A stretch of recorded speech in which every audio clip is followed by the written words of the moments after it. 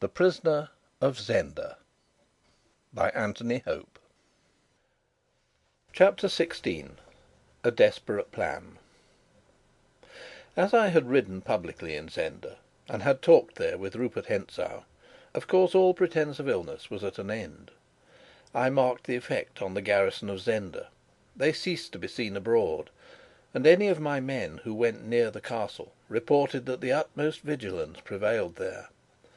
Touched as I was by Madame de Mauban's appeal, I seemed as powerless to befriend her as I had proved to help the King. Michael bade me defiance, and although he too had been seen outside the walls, with more disregard for appearance than he had hitherto shown, he did not take the trouble to send any excuse for his failure to wait on the King. Time ran on in inactivity, when every moment was pressing. For not only was I faced with the new danger which the stir about my own disappearance brought on me, but great murmurs had arisen in Strelsau at my continued absence from the city. They had been greater but for the knowledge that Flavia was with me, and for this reason I suffered her to stay, though I hated to have her where danger was, and though every day of our present sweet intercourse strained my endurance almost to breaking.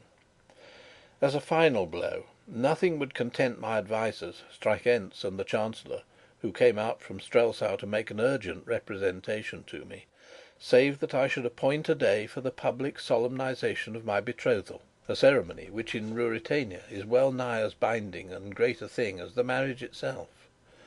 And this, with Flavia sitting by me, I was forced to do, setting a day a fortnight ahead, and appointing the cathedral in Strelsau as the place.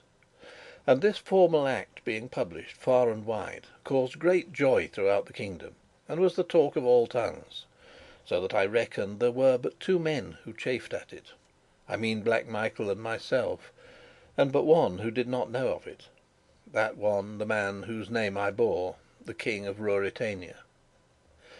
In truth, I heard something of the way the news was received in the castle, for after an interval of 3 days, the man Johann, greedy for more money, though fearful for his life, again found means to visit us. He had been waiting on the Duke when the tidings came. Black Michael's face had grown blacker still, and he had sworn savagely. Nor was he better pleased when young Rupert took oath that I meant to do as I said, and turning to Madame de Mauban, wished her joy on a rival gone. Michael's hand stole towards his sword, said Johann, but not a bit did Rupert care, for he rallied the Duke on having made a better king than had reigned for years past in Ruritania. And, said he, with a meaning bow to his exasperated master, the devil sends the princess a finer man than heaven had marked out for her, my soul it does. Then Michael harshly bade him hold his tongue and leave them, but Rupert must needs first kiss Madame's hand, which he did as though he loved her, while Michael glared at him. This was the lighter side of the fellow's news, but more serious came behind, and it was plain that if time pressed at Tarlenheim, it pressed none the less fiercely at Zenda, for the King was very sick. Johann had seen him, and he was wasted and hardly able to move. There could be no thought of taking another for him now.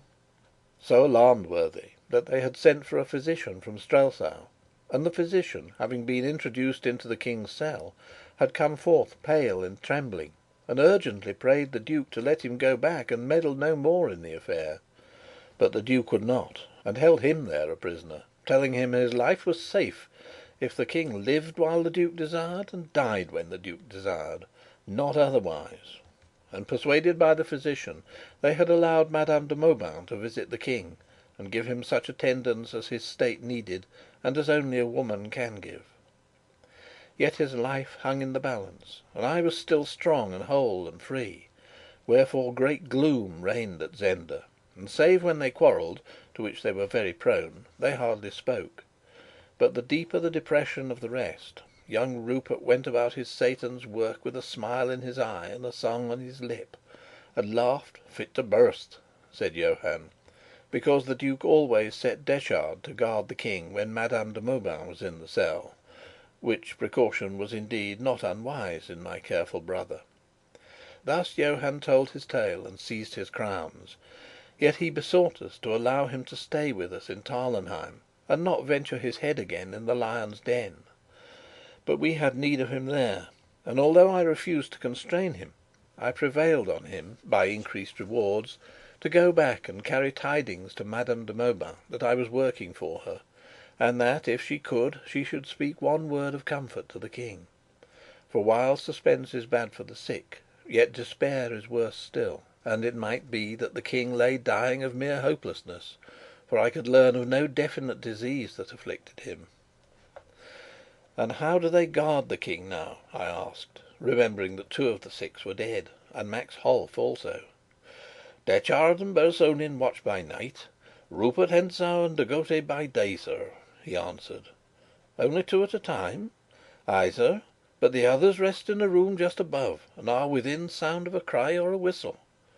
"A room just above? I didn't know of that.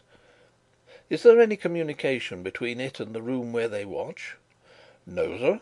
You must go down a few stairs and through the door by the drawbridge, and so to where the King is lodged." "And that door is locked?" "Only the 4 lords have keys, sir." I drew nearer to him. "And have they the keys of the grating?" I asked in a low whisper. "I think, sir, only Detchard and Rupert." "Where does the Duke lodge?" "In the chateau, on the 1st floor. His apartments are on the right as you go towards the drawbridge." "And Madame de Mauban?" "Just opposite, on the left. But her door is locked after she has entered." "To keep her in?" "Doubtless, sir." "Perhaps for another reason?" "It is possible." "And the Duke, I suppose, has the key?"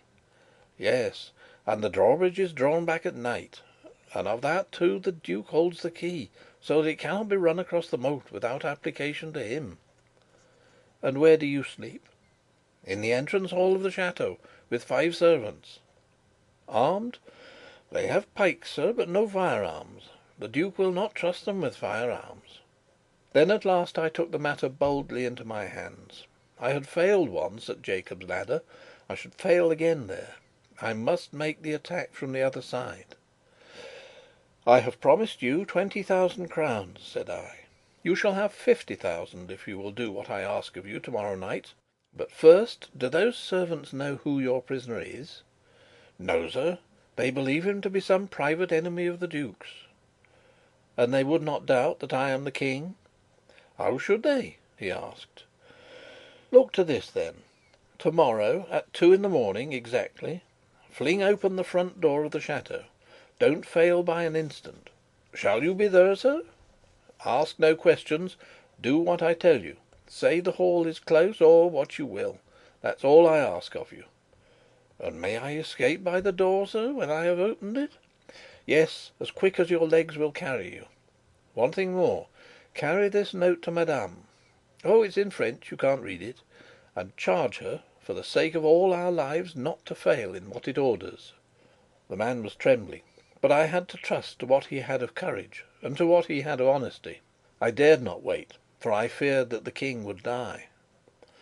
When the fellow was gone, I called Sapt and Fritz to me, and unfolded the plan that I had formed. Sapt shook his head over it. "Why can't you wait?" he asked. "The King may die." "Michael will be forced to act before that." "Then," said I, "the King may live." "Well, and if he does?" "For a fortnight?" I asked simply. And Sapt bit his moustache. Suddenly Fritz von Tarlenheim laid his hand on my shoulder. "Let us go and make the attempt," said he. "I mean you to. Don't be afraid," said I. "Ay, but you stay here and take care of the princess." A gleam came into old Sapt's eyes. "We should have Michael one way or the other then," he chuckled. "Whereas if you go and are killed with the King, what will become of those of us who are left?" "They will serve Queen Flavia," said I, "and I would to God I could be one of them." A pause followed. Old Sapt broke it by saying sadly, yet with an unmeant drollery that set Fritz and me laughing: "Why didn't old Rudolf III marry your great grandmother, was it?" "Come," said I, "it's the King we're thinking about." "It's true," said Fritz. "Moreover," I went on, "I have been an impostor for the profit of another, but I will not be one for my own. and if the king is not alive and on his throne before the day of betrothal comes, I will tell the truth, come what may." "You shall go, lad," said Sapt. Here is the plan I had made. A strong party under Sapt's command was to steal up to the door of the chateau. If discovered prematurely, they were to kill anyone who found them with their swords, for I wanted no noise of firing. If all went well, they would be at the door when Johann opened it. They were to rush in and secure the servants, if their mere presence and the use of the king's name were not enough. At the same moment, and on this hinged the plan, a woman's cry was to ring out loud and shrill from Antoinette de Mauban's chamber. Again and again she was to cry, "Help! Help! Michael, help!" and then to utter the name of young Rupert Hentzau. Then, as we hoped, Michael, in fury, would rush out of his apartments opposite, and fall alive into the hands of Sapt.